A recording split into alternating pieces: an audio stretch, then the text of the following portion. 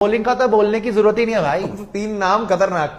शाहीन अफरीदी, नसीम शाह, हारिस रऊफ, तीनों पेसर तगड़े, तीनों पेसर परफॉर्मर्स। और मैं स्पेशली यहां पे देखो, हारिस की, शाहीन अफरीदी की तो बहुत बात होगी, मैं स्पेशली बात करूंगा नसीम शाह की। जो मैंने उस बच्चे को बॉल डालते हुए देखा है ना world cup T20 world cup final में, बेन स्टोक्स हंसने लग गया था वो लिटरली। बेन स्टोक्स ने जिता दिया मैच एंड में, बट जब नसीम शाह की स्पेल आई थी, जब वो उसको बॉल कर रहा था, बेन स्टोक्स की हंसी निकल रही थी कि यार ये बॉल क्या करा रहा है, बैट से उसके लग नहीं रही, एज से एक एक इंच निकल रही है, अपील हर बॉल पे हो रही है।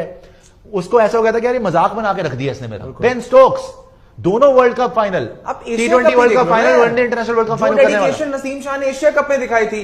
इस इंसान का नाम चमका था एशिया कप से, वर्ल्ड कप में उसे कैरी फॉरवर्ड किया। तो अभी जो न्यूजीलैंड के सामने भी सीरीज हुई थी इनकी पाकिस्तान के अंदर, वहां पे भी इन 11 के 11 ने आउट एंड आउट हर एक मैच में परफॉर्म किया था। कभी फकर जमाम ने रन बनाए, कभी बाबर आजम मिडल ऑर्डर से चले, उनकी सेंचुरी आई। इनकी प्रॉब्लम एक है, आप बिल्कुल ठीक बोल रहे हैं, बट इनकी प्रॉब्लम एक है, भरोसे लायक कोई भी नहीं है। मैं आपको सच्ची बताऊं, ये मैं बता रहा हूं, देखो मैं मानूंगा, मैं ऐसे बता रहा हूं आपको कि बैटिंग लाइनअप पे ना, एक को आप भरोसा करते हो, ऐसे मैं देख रहा हूं वाले वाह भाई वाह, जब अगर इनमें अर्ली इनरोड्स आ गई ना, आपने सिर्फ बाबर की विकेट लेनी है।